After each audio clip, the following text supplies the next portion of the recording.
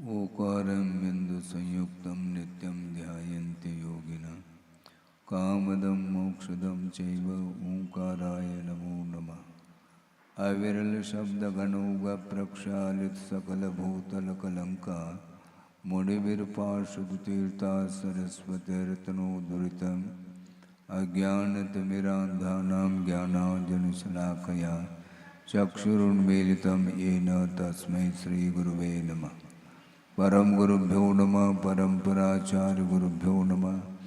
सकलकलुषविध्वंसकं श्रेयसां परिवर्धकं धर्मसम्बन्धकं भव्यजीवमनप्रतिबोधकारकमिदं शास्त्रं श्री कार्तिकेयप्रेक्षानामधेयम् अस्य मूलग्रन्थकर्तार श्री सर्वज्ञदेवाः तदुत्तरग्रन्थकर्तार श्री गणधरदेवाः प्रतिगणधरदेवाः येषां वचोनुसारमासाद्य श्रीमत् आचार्य प्रवर श्री कार्तिकेय देवैर्विरचितं मंगलम भगवान वीरो मंगलम गौतमो गणे मंगलम कुंदकुंदाद्यो जैनधर्मोस्तु मंगलम सर्वमंगलमांगल्यम सर्वकल्याणकारकं प्रधानं सर्वधर्माणां जैनं जयतु शासनम्।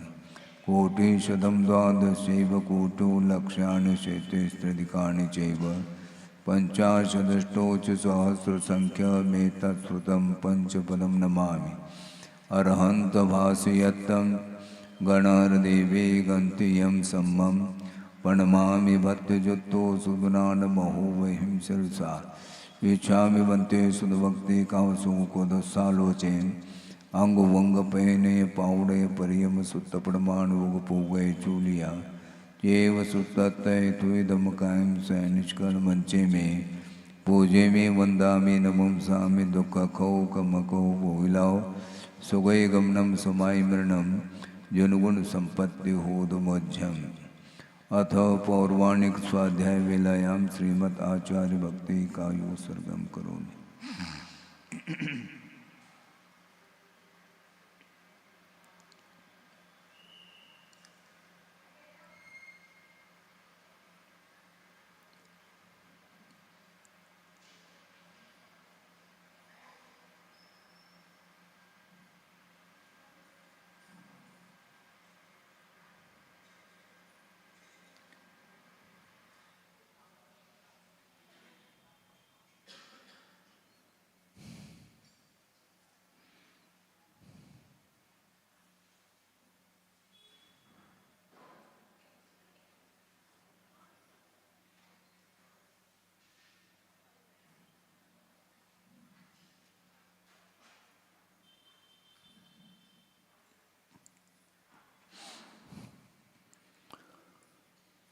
श्रुतजलधिपारगेभ्य स्वपरमत विभावना पटुमतिभ्य सुचरितपूर्णदेभ्यो नमो गुरुभ्यो गुणगुरुभ्य चत्तेषुगुणसमग्रे पंचव्याचारकरणसन्दर्शे शिष्यानुगकुशले धम्मायिरिये सदा वन्दे गुरुवत्त संयमेन तरन्ति संसारसागरं घोरं छिन्नन्ति अट्टकमं जन्मन मरणं न पावन्ति ये नित्यमृतमंत्रोपनिरुता ध्यानाग्निहोत्राकुला षट्कर्मा विरता तपोधनदना साधुक्रिया साधव शीलप्रावरणा गुणप्रवरणा चंद्रार्कतेजोदिकाः मोक्षद्वारकपाटपाटनवटाः प्रीणन्तु मां साधव गुरुव पान्तुनो नित्यं ज्ञानदर्शननायकाः चारित्राणवगम्भीरा मोक्षमार्गोपदेशकाः इच्छामि बन्ते आयुर्वत्ते कामसुकोदसालोचेन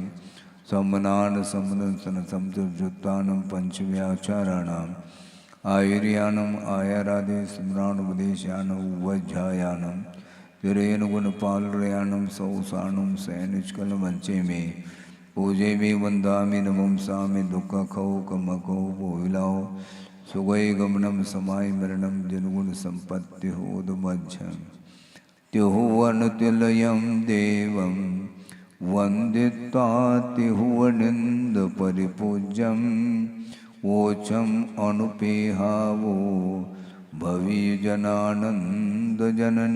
वो।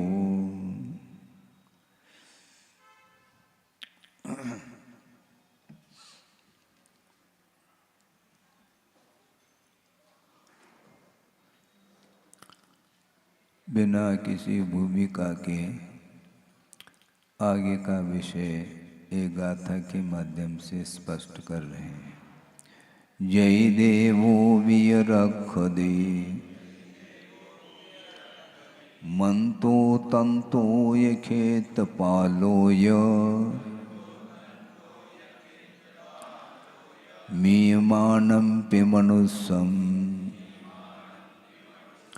तो मनुया अखया होती।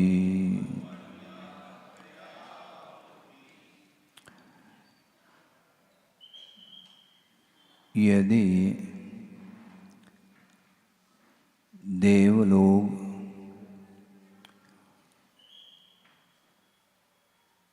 मरण अवस्था को प्राप्त इस जीव की रक्षा करते हैं, मंत्र तंत्र इत्यादि के माध्यम से यदि जीव की रक्षा होती है, क्षेत्रपाल आदि के माध्यम से भी मरणोन्मुख जीव की रक्षा यदि होती है, तो सारे सारे मनुष्य अक्षय शुद्ध हो जाएंगे, कोई मर ही नहीं पाएंगे, क्योंकि उनके आश्रित अपन जी रहे हैं। हम कभी भी मरण को प्राप्त नहीं होंगे यदि उनके द्वारा हम रक्षित होते हैं तो। इसलिए कोई भी किसी की रक्षा नहीं कर सकता। इसमें बहुत बड़ा रहस्य छुपा हुआ है। वह ये है, ये एकांत नहीं है, हम किसी की रक्षा नहीं कर सकते। मरण से तो नहीं बचा सकते, अलग विषय है, किंतु अहिंसा धर्म का अनुपालन जो किया जाता है वह परस्परोपग्रहो जीवानाम, इस सूत्र के माध्यम से ही हम जीवों की रक्षा कर सकते हैं और करना चाहिए। क्योंकि देव और नरक गति ऐसे दो गति हैं जिनमें किसी भी निमित्त को लेकर के अकाल में मरण नहीं हो सकता। इसी प्रकार भोग भूमि जो मनुष्य और तिर्यंच हैं, उनका भी मरण अकाल में नहीं हो सकता। अकाल में मरण के लिए बहुत सारे कारण बताए हैं। विष की वेदना के माध्यम से, रक्त का स्राव होने के कारण, भय के कारण, विषवेन रक्तकय भय संक्लेश परिणाम के द्वारा, शस्त्र के प्रहार के माध्यम से, विष भक्षण करके, जलमग्न हो करके और अग्नि आदि के माध्यम से अकाल में मरण को प्राप्त करता है। आप शांति से बैठें, आप सुन रहे हैं? हाँ, जल्दी से अपने स्थान पर बैठने का प्रयास करेंगे। बाहर से आए, मैं मानता हूँ सभी बाहर से ही आए हैं। हाँ, अंदर बहुत कम लोग रहते हैं, सब बाहर ही घूमते रहते हैं। मैं ये कह रहा था कि सारे सारे अकाल मरण के लिए ये कारण बताए हैं, इसलिए इसमें श्वासोच्छ्वास का रुक जाना, समय पर आहार इत्यादि का नहीं मिलना, ये सारे अकाल मरण के लिए कारण घोषित किया है। इसलिए हम अपने पुरुषार्थ के माध्यम से अहिंसा धर्म की रक्षा यदि करना चाहते हैं तो एक दूसरे के प्रति उपकार का भाव रखते हुए अपने को चलना चाहिए। संसारी प्राणी अपनी रक्षा तो चाहता है बहुत जल्दी, किंतु दूसरे की रक्षा की ओर ख्याल नहीं रखता है, जबकि रखना चाहिए। अपनी आत्मा की भी रक्षा करनी चाहिए। ऐसा नहीं कि आत्मघात कर लें, ऐसा भी ठीक नहीं। वह भी हिंसा के अंतर्गत ही आता है। किंतु इन सारे सारे निमित्तों से बचने के लिए ही आचार्यों ने कहा है। एक बहुत अच्छा प्रसंग आता है, गुरुदेव ने भी रखा है कि किसी के मन में ये भाव आ सकता है कि अभी अच्छा शरीर है, पुष्ट शरीर है, कोई रोग नहीं है, सारी इंद्रियां काम कर रही हैं, शरीर में किसी भी प्रकार से शिथिलता नहीं है, इसलिए इस जवान अवस्था में ही रत्नत्रय आदि धारण करके हम संलेखना तत्काल ले लें तो है क्यों? क्योंकि संलेखना का प्रसंग तो आगम में आया है, समाधि मरण, संलेखना पूर्वक समाधि मरण को प्राप्त करना यह भी बहुत दुर्लभ माना गया है। इसलिए अभी सब कुछ अच्छा चल रहा है, मतलब दिखाई भी दे रहा है, सुनने में भी आ रहा है, अभी चल फिर भी सकते हैं, आदि आदि जो भी है। इसलिए होश हवास अभी अच्छी है, इसलिए अभी ले लिया जाए। तो आचार्यों का ये कहना है ये ठीक नहीं, क्योंकि यह शरीर जो मिला है, ये मनुष्य पर्याय जो मिली है, रत्नत्रय की उपासना करने के लिए यह पर्याय मिली है, धर्म की आराधना करने के लिए बहुत ही ये उत्तम पर्याय मिली है। इस पर्याय का सदुपयोग करना चाहिए। संयम पालन जो होता है वह वृद्धावस्था में नहीं होता। क्या हम बाद में ले लेंगे? क्या लेंगे? बाद में क्या लेंगे? मरणासन्न होने के बाद उस समय शरीर में कोई भी क्षमता नहीं रहती है। प्रासंगिक एक श्लोक मुझे स्मरण में आ रहा है। ये कहाँ का श्लोक है मुझे ज्ञात नहीं, किंतु गुरुदेव के मुख से भी इस श्लोक को कई बार हमने सुना है। वो सुनी हुई बात को ही हम सुनाते रहते हैं। यावत् स्वास्थ्यम शरीरस्य, डॉक्टर साहब, यावत् स्वास्थ्यम शरीरस्य यावत् चेन्द्रिय संपदः तावत् युक्तम तपः कर्म वार्धक्ये केवलम श्रमः। वृद्धावस्था में केवल श्रम ही होता है, तप नहीं हो सकता। जब तक स्वास्थ्य ठीक है, शरीर अच्छा है, जब तक इंद्रियां काम कर रही हैं, कोई रोग आदि नहीं है, कोई भी प्रतिकूलता नहीं है, और विशेष रूप से तप साधना करने की क्षमता शरीर के अंदर है, तो शुभ से शीघ्रम करना चाहिए, ये कहा गया है।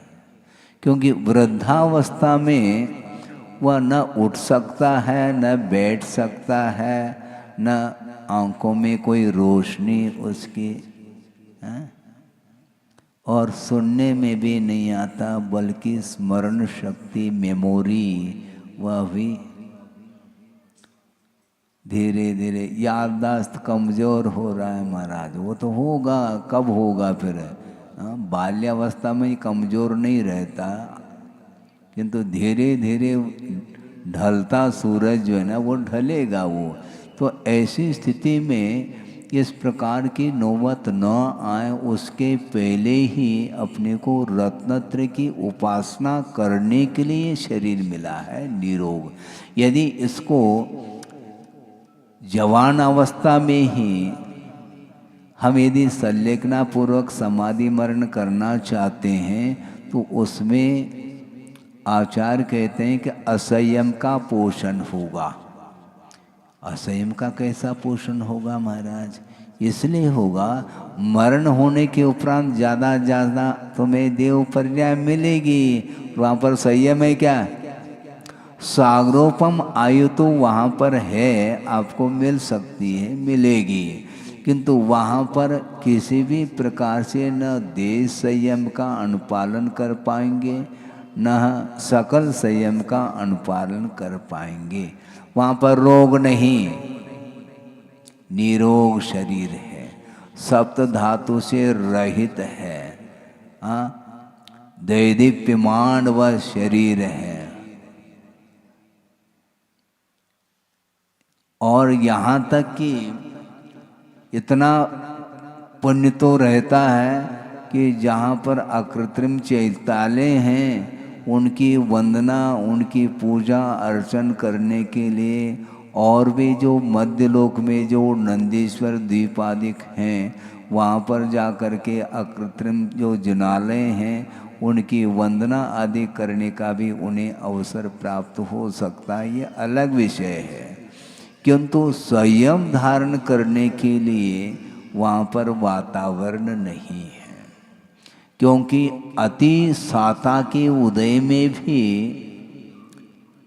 संयम की ओर ध्यान नहीं जाता, और अति असाता के उदय में भी संयम का पालन नहीं हो सकता। इसलिए नरकों में तीव्र असाता का उदय है और देव प्रजा में तीव्र साता का उदय है। साता वेदनी की उदीर्णा छठे गुणस्थान तक, ये ध्यान रखो, सप्तम गुणस्थान में साता की उदीर्णा नहीं, क्योंकि साता की उदीर्णा में संयम का अनुपालन नहीं होता। छठे गुणस्थान तक असाता वेदनी की उदीर्णा की सीमा बताई है। तो इसीलिए जब यह शरीर व्यवस्थित रहता है तो उस समय भगवान याद आ सकते हैं, और तीव्र साता का उदय हो गया तो भगवान भी याद नहीं आएंगे। याद आते हैं भगवान? नहीं आते हैं। और मान लो असाता की थोड़ी सी उदीर्णा हो गई, हरारत, हड़पोटन होने लगा, सिर दर्द होने लगा, तो उस समय देख लो, हे भगवान, अच्छा। और उसके पहले भगवान कहाँ गए थे?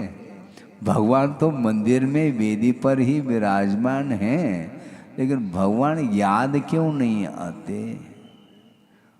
सुख के क्षणों में भगवान को भूल जाता है संसारी प्राणी, और दुख के क्षणों में बार बार भगवान को याद करता है।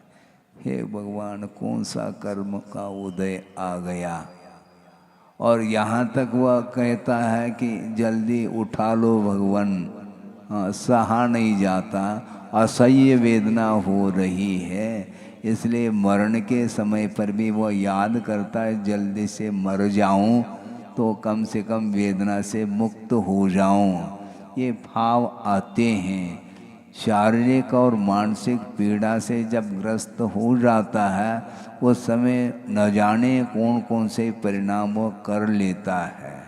प्रतिकूलता सही नहीं जाती, सुख सुविधा के साथ जीवन व्यतीत करना चाहता है, किंतु आचार्य कहते हैं यह जो शरीर मिला है, ये जो पर्याय मिली है, ये रत्नत्रय की उपासना करने के लिए अथवा यथायोग जो है व्रतों की आराधना करने के लिए, यम संयम नियम इत्यादि के अनुपालन करने के लिए शरीर मिला है।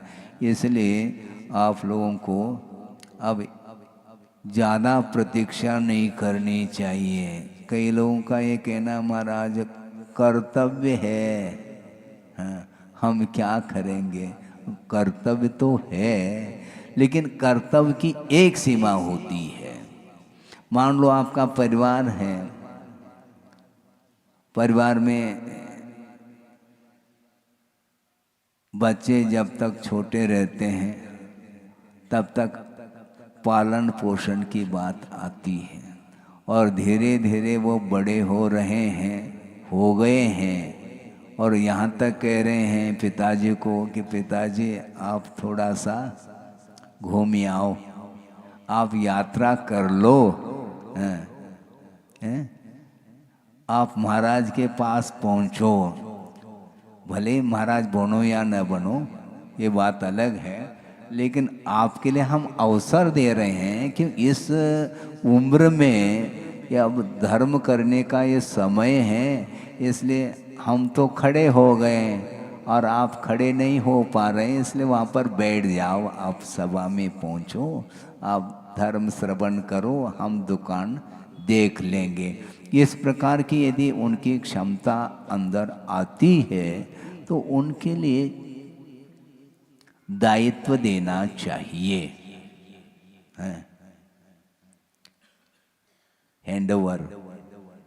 अभी भी वो 80 साल का हुआ, 90 को छू रहा है, फिर भी स्वयं हैंडल करना चाह रहा है, ये ठीक नहीं। हैंडओवर कर दो। हाँ बिल्कुल करना ही चाहिए, नहीं है तो वह अवस्था आएगी, उस समय आप कुछ भी नहीं कर पाएंगे, तो तय है, कुछ भी नहीं कर पाएंगे, क्योंकि अगले पल में क्या होने वाला है किसी को ज्ञात नहीं है, क्योंकि मनुष्य और त्रिंच पर्याय में ही अकाल मरण की पूरी संभावना रहती है।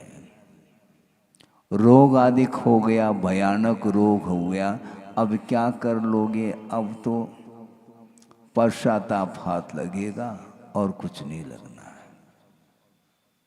निरोग शरीर है, सब कुछ अच्छा है, तो निश्चित रूप से उसको धर्म साधन करने के लिए वो शरीर का उपयोग कर लेना चाहिए, क्योंकि आचार्य ये कहना चाह रहे हैं, चाहे वो देव हो, देवेंद्र हो, कोई भी नरेंद्र हो, हैं चक्रवर्ती आदि, ये सारे सारे। और दूसरी बात, मंत्र के माध्यम से भी जीव की रक्षा संभव नहीं है। अकाल मरण से बचाया जा सकता है, किंतु मरण से नहीं बचाया जा सकता। मणि मंत्र तंत्र बहु होई, बस ये पूरा कंठस्थ है आप लोगों को। मैं भले ही भूल सकता हूँ, मरते न बचावे कोई, ऐसा कहा जा रहा है।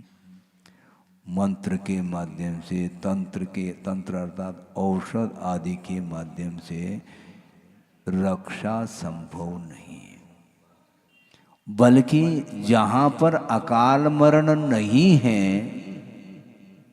ऐसे देव और नरक गति और भूमि के जो जीव हैं, वे अकाल मरण को तो प्राप्त नहीं हो सकते, किंतु वह मरण को ही प्राप्त नहीं होते, ऐसा थोड़ी होता है। इंद्र भी हो, अहमेंद्र भी हो, तो आयु कर्म के आश्रित ही उसका जीवन चल रहा है, इसलिए किसी भी पल में आयु समाप्त हो सकती है। क्यों नहीं होगी?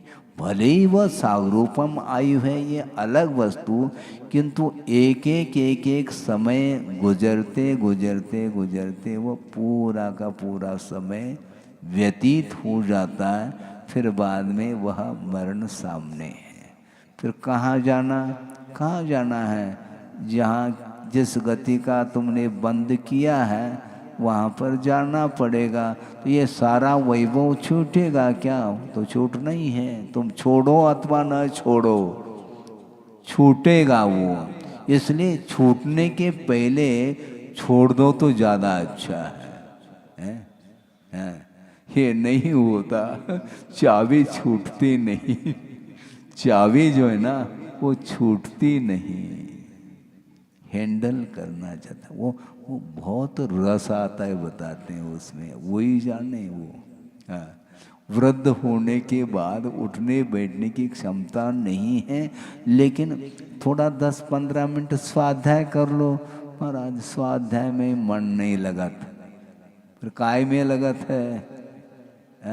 दुकान में वो उठने बैठने की क्षमता नहीं, लेकिन वहीं पर वह बैठा रहता है और ग्राहक के साथ वह चर्चा करता रहता है और समय पास करता है, टाइम पास। अरे भाई, टाइम पास करने के लिए टाइम बचा कितना है तुम्हारे पास, ये भी तो बताओ। नाड़ हिल रही है, दांत निकल गए हैं, तो फिर अभी भी जो है बत्तीसी लगाने की यदि मान लो भावना है तो बात अलग है, हैं? आप कुछ भी कर लो किंतु शरीर तो शरीर है। देव परिणाम में रोग इत्यादि नहीं है, अकाल मरण भी नहीं होता है, इसके उपरांत भी मरण तो अनिवार्य है। हाँ,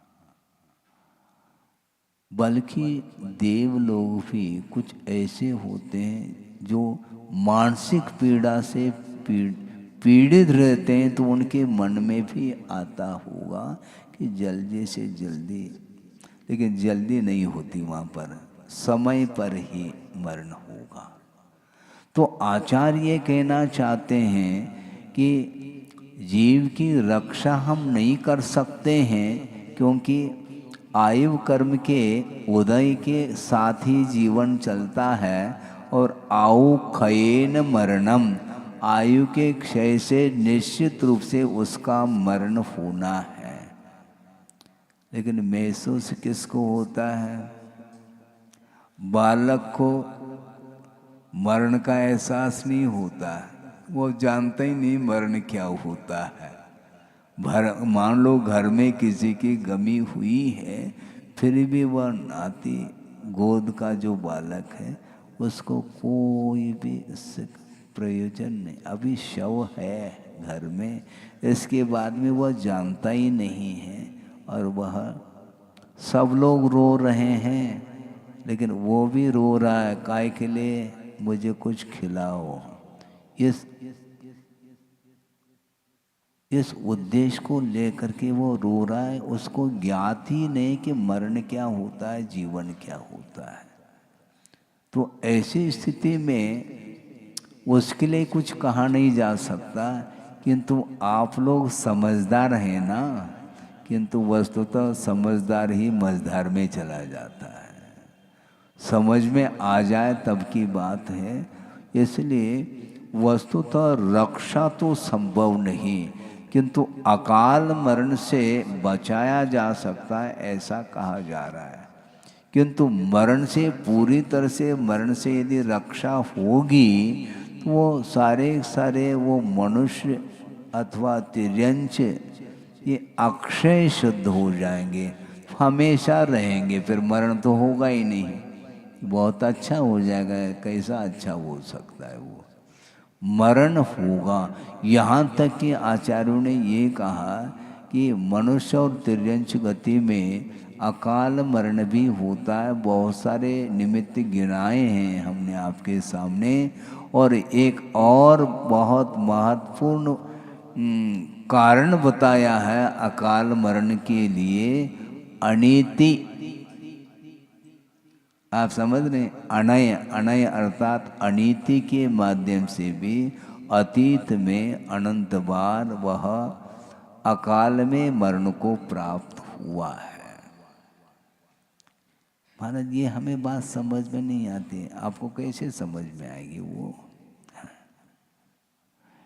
हमने पहले भी कहा था, मान लो आज जो कमा करके मजदूरी करके जीवन यापन कर रहा है, उसके घर में कभी छापा पड़ी है? नहीं है। जो पान का दुकान है, आदि आदि छोटे मोटे चाट के ठेले, तो उसके पास गिनने के नोट, गिनती के नोट है उसके सामने, बस उतना घंटे 2-4 घंटे में उतना कमा लेता है, और वह भोजन बना करके खा लेता फुर्सत। अब उसके पास कुछ है ही नहीं संपदा, तो कौन जाएगा चोरी करने के लिए?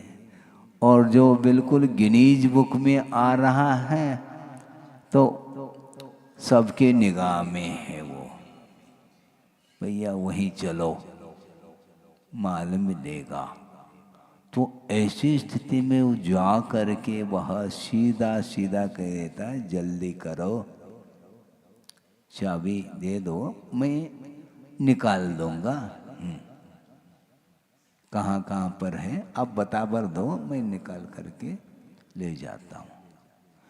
नहीं कहते हैं तो फिर दिखा देता है, तो उससे भयभीत हो जाता है। प्राणों की रक्षा के लिए वह चाबी को दे देता है। और यहाँ पर धार्मिक क्षेत्र में बोली होती है, तो कैसे बोली होती है वो? डॉक्टर साहब हंस रहे हैं। वो बोली कैसी होती है मालूम है? चेन पुल्ली जैसे, बिल्कुल एक एक इंच खिसकती वो बोली। हाँ, एक एक इंच खिसकती है। किसी ने कुछ कहा 100 रुपये बढ़ा दिया, 1000 रुपये बढ़ा दिया, बस ऐसे खिसकती जाती है। वो नोट खिसकते नहीं हाथ में से। और वहाँ पर सब कुछ दिया जा रहा है, इसके बाद भी ले करके उसको ख़त्म करके चला जाता है, उसका वध करके जाता है, ताकि स्वयं की रक्षा की बात आती है। ऐसा न हो कि मैं पकड़ में न आ जाऊं। इस प्रकार उसकी दशा होती है। इसको क्या बोलते हैं? अनय। नीति न्याय के अनुरूप वह वित्त का अर्जन करके उसमें से परसेंटेज के रूप में अपने जीवन यापन के लिए वह रखता है, और शेष सारा वह धन अथवा वह जो संपदा है वो धार्मिक कार्य में उपयोग में ले आता है। तो उसके माध्यम से जीवन की रक्षा होती है। और मान लो और कोई भी अड़ोस पड़ोस के जो लोग हैं जिनके पास धन की कमी है, निर्धनी हैं, गरीब हैं, उनके जीवन यापन के लिए वह उसका उपयोग कर लेता है परोपकार की दृष्टि से। तो इसके माध्यम से तो जीवन विकसित होता है। इसलिए अकाल मरण से बचना चाहो तो इन सारे जो दुर्व्यवहार है, दुराचार है, अनीति है, अत्याचार, अनाचार आदि के माध्यम से वह जीव का पतन होता है। इस प्रकार समझ करके वह चलता है तो निश्चित रूप से वह अकाल मरण से बच सकता है। इसलिए संयम पालन करने की दृष्टि से दान का प्रावधान है। आहार दान है, औषध दान है, अभय दान है, अथवा आश्रय दान है, ज्ञान दान है, उपकरण दान है, और भी बहुत सारे प्रसंग के अनुरूप हो सकते हैं। उसके माध्यम से वह जीवन चलाता है और दूसरे को भी जीवन जीने के लिए वह सहयोग प्रदान करता है। इसके माध्यम से अहिंसा की रक्षा होती है। जीव का स्वरूप क्या है? जीव का क्या स्वरूप है? ज्ञान दर्शनोपयोग तो वो तो है, आप स्वरूप बताओ। जीव जो है वह चेतना लक्षण वाला तो है, मैं मान रहा हूँ, किंतु जीव रूपी नहीं है। जीव मूर्त नहीं है, मूर्तिमान जीव नहीं होता। जीव मूर्तिक नहीं हो सकता। फिर महाराज हम लोग कौन? हम क्या, हम जड़ हैं क्या महाराज? उपदेश किसको दे रहे हैं आप? जब जीव अमूर्त है तो उसके लिए क्या, किसको उपदेश देंगे? वह सुनेगा कौन? उसके कान ही नहीं हैं सुनने के लिए। जीव जब अमूर्त हैं तो उसको उपदेश कैसे देंगे? धर्म श्रवण किसको कराया जा रहा है? देशना किसको दी जा रही है? तो आप लोग जीव हैं, हम मानते हैं, किंतु स्वरूप की दृष्टि से, स्वभाव की दृष्टि से वह जीव इंद्रिय के द्वारा ग्रहण करने योग्य नहीं है। क्योंकि स्वभाव की दृष्टि से, क्योंकि शरीर के माध्यम से जीव का बोध हो रहा है, एक्टिविटी को देखते हुए इसकी जो क्रियाएं हैं उन क्रियाओं को देख करके इसमें जीव है शरीर में, ऐसा बोध होता है। इसलिए ये ईर्या समिति आदि आदि जो समिति हैं, उन समितियों के माध्यम से जीवों की रक्षा की जाती है। यानी वो जीव हमारी प्रवृत्ति के माध्यम से उनका अकाल में घात न हो, उसकी विराधना न हो, इस दृष्टिकोण को लेकर के ही संयम के साथ प्रवृत्ति करते रहते हैं श्रमण लोग। जीव मरे अथवा न मरे, यदि अयत्नाचार पूर्वक यदि प्रवृत्ति करता है तो निश्चित रूप से जीव की विराधना का दोष आता है। जो मरे अथवा न मरे देख करके चलो। इसलिए कल परसों कहा था ना, देख भाल चलना, आंख मेज करके नहीं चलना।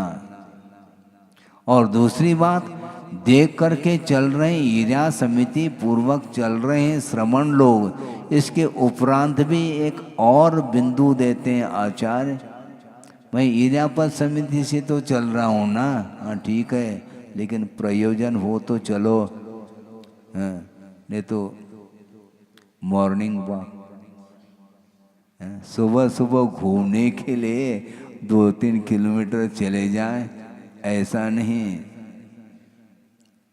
प्रवृत्ति को करने के लिए भी आचार्य कहते हैं सहेतुक होना चाहिए। निष्प्रयोजन वह प्रवृत्ति नहीं कर सकेंगे। आहार विहार निहार आदि के अपेक्षा से वह प्रवृत्ति करते हैं ईर्यापद समिति पूर्वक। इसके अलावा अन्य और कोई भी प्रसंग आ जाए बाई चांस तो वो अलग वस्तु, निष्प्रयोजन वह प्रवृत्ति नहीं करते, क्योंकि प्रवृत्ति करने से जीवों की विराधना संभाव्य है। हाँ। इसीलिए जीव को एकांत से यदि हम अमूर्त बोलेंगे तो उसकी रक्षा की कोई बात ही नहीं आती। हमारी प्रवृत्ति से जीव का घात हो कैसा सकता है, क्योंकि जीव अमूर्त है। ये बात पकड़ ली उसने, शब्द पकड़ने में बहुत होशियार है। आशय को पकड़ो, इसी को अनेकांत बोलते हैं। किसी विवक्षा से जीव का घात होता है और किसी विवक्षा से जीव का घात अर्थात उसका मरण संभव नहीं, क्योंकि द्रव्य की दृष्टि से उसका कभी भी मरण संभव नहीं। उत्पाद व्यय ये जो परिणति है, ये पर्याय की विवक्षा से ही संभव है। द्रव्य दृष्टि से वस्तु की अपेक्षा से उसका विनाश संभव नहीं है, किंतु पर्याय की अपेक्षा से वध होता है, घात हो जाता है, और उसके माध्यम से उसको दुख का अनुभव होता है। इसलिए दूसरे को दुख उत्पन्न न हो, इस दृष्टि को लेकर के ही श्रमण लोग आगम के अनुरूप अपनी प्रवृत्ति करते रहते हैं। इस प्रकार ये गाथा का आशय शुद्ध हुआ है। अब और कोई भी विशेष बात हो तो कही जा सकती है, कोई जिज्ञासा भी रखना चाहें तो रख सकते हैं, नहीं रखना चाहें तो धीरे धीरे आगे हम बढ़ ही रहे हैं। एकदम समाप्त थोड़ी होने वाला है ग्रंथ तो बहुत लंबा चौड़ा है, शायद ही चतुर्मास में समाप्त हो पाएगा, क्योंकि 1.5 महीने तो वैसे ही हो गए हैं। अब अभी जो है ना मुश्किल से 10-12 पृष्ठ हुए हैं 1.5 महीने में। ऐसी स्थिति में धीरे धीरे तो हम आगे और बढ़ रहे हैं। आगे की गाथा लेते हैं। अयि बलिवो विरवुद्धो मरण विहीनो नदी सदे कोवी रखे जंतो विषया रख पयारे विविहेहि।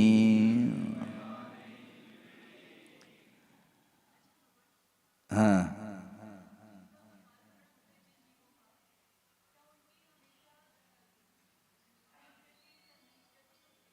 हाँ?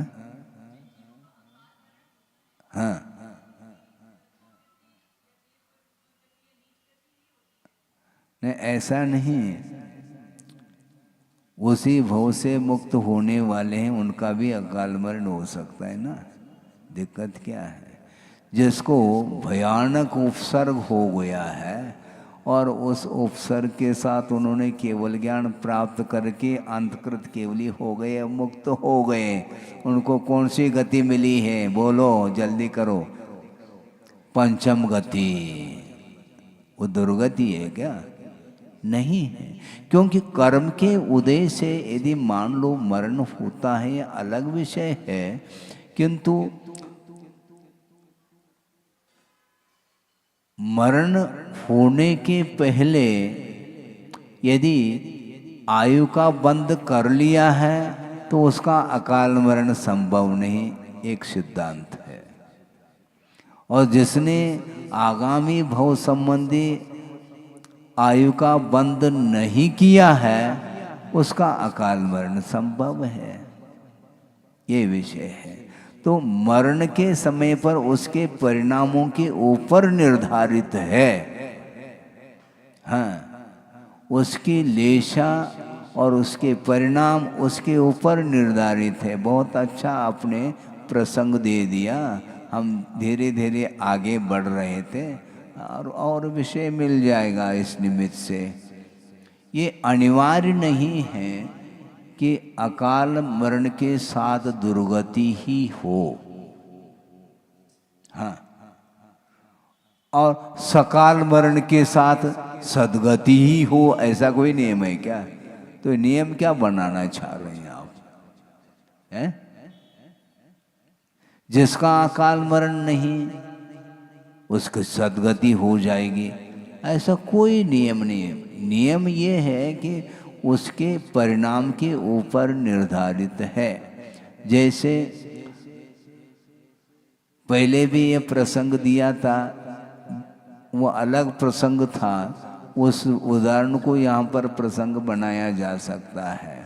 वो ये है,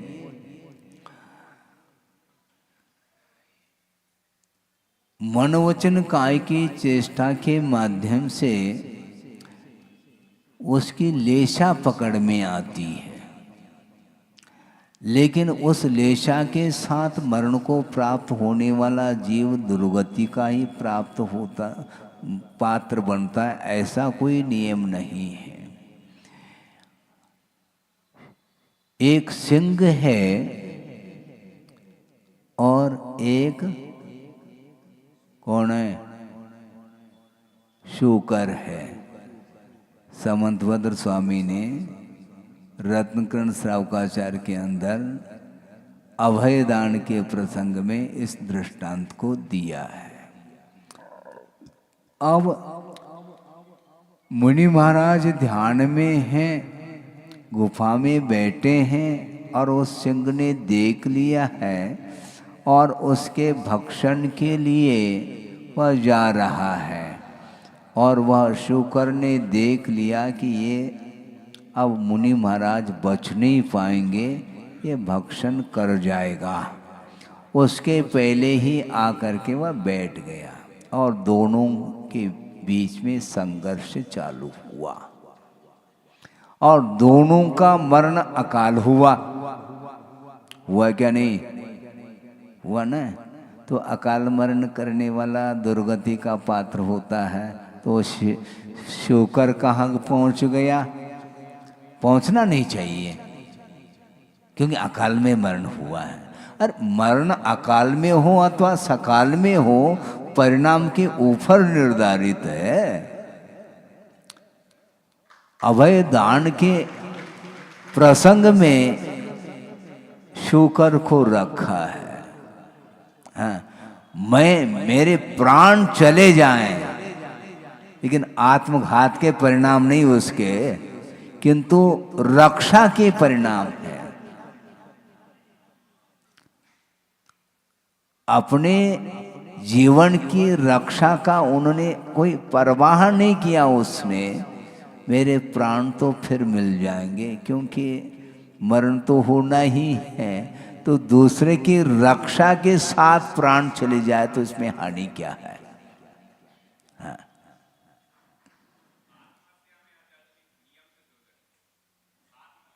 हैं।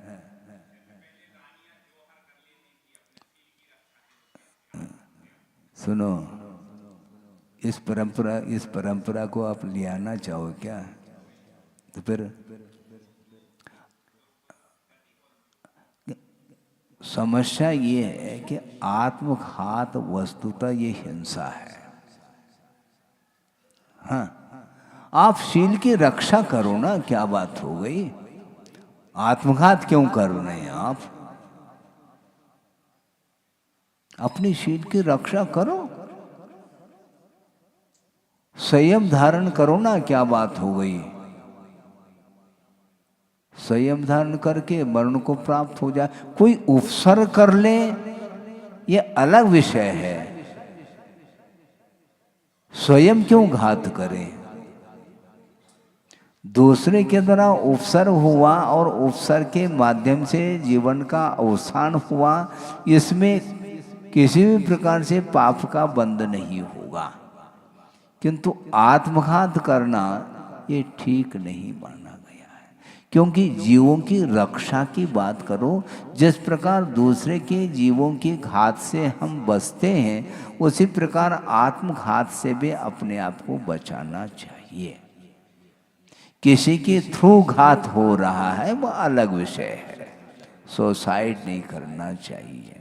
और आज ये देखते हैं जो स्कूल कॉलेज इत्यादि के जो छात्र हैं वो डिप्रेशन में आ जाते हैं और अंक कम मिल गए, मान लो फेल हो गया, अब माता पिता क्या कहेंगे, क्या होगा, ये टेंशन में आकर के आत्मघात करते हैं। सदगति होगी? बोलो। आप अभी तो कह रहे थे ना शील की रक्षा के लिए, यहाँ पर कौन सी रक्षा हो रही मुझे बताओ आप? है? समस्या ये है कि वस्तुतः हम किस लिए जी रहे हैं इसका ख्याल ही नहीं है। जीवन मिला है उसको धर्म की आराधना करते हुए पूरा जीवन मान लो 10 दिन में ही निकल जाए, हमें कोई बाधा नहीं। एक संक्षेप प्रत्याख्यान नाम का भी प्रसंग आता है। प्रत्याख्यान, एक बृहद प्रत्याख्यान होता है और एक संक्षेप प्रत्याख्यान। मूलाचरण में इसका अच्छा वर्णन मिलता है कि समय पर विधिवत संलेखना लेकर के समाधि मरण करना, ये बृहद प्रत्याख्यान के अंतर्गत आता है। किंतु उपसर्ग आ गया सामने, अब मरण निश्चित है तो तत्काल प्रत्याख्यान कर लेता है। अब ये उपसर्ग दूर नहीं होगा तो अन्न जल का त्याग करके वह नमोकार मंत्र का उच्चारण करता करता वह संलेखना मानी जाती है, आत्मघात नहीं। क्योंकि दूसरे के द्वारा आक्रमण हुआ है। देवकृत उपसर्ग हो सकता है, मनुष्यकृत हो सकता है, तिर्यंचकृत हो सकता है, और प्राकृतिक आपदा के कारण भी अकाल में मरण हो सकता है।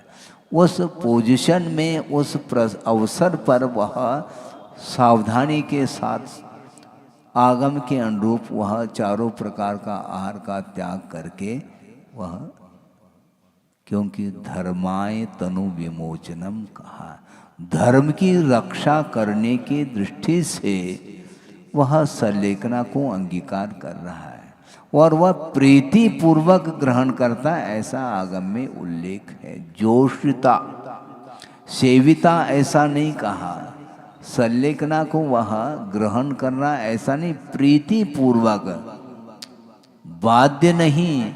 संलेखना दी नहीं जाती, संलेखना ली जाती है। हाँ, बार बार कहने के उपरांत भी हम साहस नहीं होता, क्या साहस करना। बार बार, क्योंकि बोलने की क्षमता नहीं रही। अब क्या करना चाहो? है? इच्छा शक्ति इसकी समाप्त नहीं होती। और जीवों, ये लास्ट में भी संलेखना के ये 5 अत्याचार गिनाए हैं। जीने की इच्छा, मरने की इच्छा, मित्रानुराग, हाँ, सुखानुबंध और निदान, ये 5 अत्याचार हैं। निर्दोष संलेखना उसकी होती है, इन दोषों से ऊपर उठ जाता है। तो हम ये कहना चाह रहे थे कि मरण के समय पर उसके परिणाम किस रूप में हैं, उसके ऊपर निर्धारित है। उसी समय यदि मान लो आयु का बंद करने का अवसर आ भी जाता है तो शोकर कहाँ पहुँच गया ये देख लो। इसलिए ये आगम के अनुरूप आप सोचिए। आगम में ये लिखा है क्या, आपने पढ़ा है क्या कि अकाल मरण से जो आयु कर्म समाप्त हो जाता है तो उसके माध्यम से वह नीच गति को प्राप्त करता है। ऐसा हमें आगम चाहिए, बस नहीं है। उसके परिणाम किस रूप में हैं उसको लेकर के कथन करो। हाँ, बहुत कठिन काम है ये। और ये मनुष्य और तिर्यंच ऐसे हैं जो मरना नहीं चाहते हैं, और देव में अकाल मरण है नहीं। और बचे कौन? एक नरक गति का वह जीव नारकी, वह पल पल मरना चाहता है किंतु मरण नहीं होगा। क्योंकि 1 सेकंड में मरण हो गया मान लो तो उस दुख से, अनंत दुख से वह बच जाएगा ना, ऐसा नहीं बच सकता। एक क्षण के लिए जिसने पाप किया है उसका परिणाम इतने सागरोपम आयु तक भोगना पड़ता, वो भोगी। आप ये व्यवस्था किसी ने दी नहीं, ये सिद्धांत है। किसी ने व्यवस्था दी हो नहीं, व्यवस्थित है। जो व्यवस्थित है उसी को आगम में उसका वर्णन मिलता है। तो इसलिए नीच गोत्र का बंध जो करेगा वह नीच गोत्र में जाएगा ना। तो ये कर्म सिद्धांत को क्यों भूल रहे हैं आप? अकाल मरण होने से वह नीच गति को जा रहा है, तो नीच गोत्र के बंद करने की आवश्यकता क्या फिर है? दूसरे की निंदा और आत्मा की प्रशंसा करने से नीच गोत्र का बंध होता है। ये व्यवस्था क्यों दे रहे हैं आप आगम में? जिसका अकाल मरण होगा वह नीच गोत्र में चला जाएगा, ऐसा कह देते। ऐसा नहीं, उसके परिणाम यदि मान लो उज्जवल है अथवा परोपकार की दृष्टि से उसका यदि इस प्रकार का प्रसंग बना है तो उसमें कोई बाधा नहीं। वह शुक्र कहाँ गया? स्वर्ग गया क्या? नहीं गया है। दुर्गति क्यों नहीं हुई? और वो सिंह की दुर्गति क्यों हुई? दोनों के अकाल मरण है। तो एक नीचे जा रहा है और एक ऊपर जा रहा है, इसका कारण क्या? कारण पकड़ो। दोनों अकाल मौत से ही मरे हैं, लेकिन एक को सदगति मिली और एक को दुर्गति मिली। इससे स्पष्ट है परिणाम के ऊपर ही निर्धारित है। इसलिए निरंतर आप अपने परिणामों को संभालने का पुरुषार्थ करेंगे, निश्चित रूप से दुर्गति से बच सकते हैं। और दूसरी बात, देवगति को सदगति मान ले महाराज, अपेक्षाकृत मान लो, लेकिन वस्तुतः वह गति भी परिभ्रमण के लिए तो कारण है। संसार में परिभ्रमण करता है तो 4 गतियों में जाकर के तो परिभ्रमण पूरा करेगा। यूं परिवर्तन पूरे करें और वहाँ देव गति से वह उतर करके एक इंद्रिय पर्याय को भी प्राप्त कर सकता है। प्रथम या दूसरे स्वर्ग तक के जो देव हैं भवनत्रिक और प्रथम सौधर्म और ईशान स्वर्ग तक के जो देव हैं, सारे के सारे देव ऐसा नहीं कहा जा रहा, किंतु जिसके परिणाम जो है ना संक्लेशित हो जाते हैं तो उसके माध्यम से वह एक इंद्रिय का भी बंध कर लेता है। कहाँ तो वहाँ पर शुभलेशा है, पीतलेशा है, पीत पद्म शुक्ल ये तीनों शुभलेशा मानी गई हैं। इसके उपरांत भी पीतलेशा जो कि हीमान जो पीतलेशा है उस स्थिति में वह संक्लेश परिणाम के कारण वहाँ से देवगति से तिरिंच तो बनी रहा किंतु उसमें भी एक इंद्रिय पर्याय को प्राप्त कर रहा है।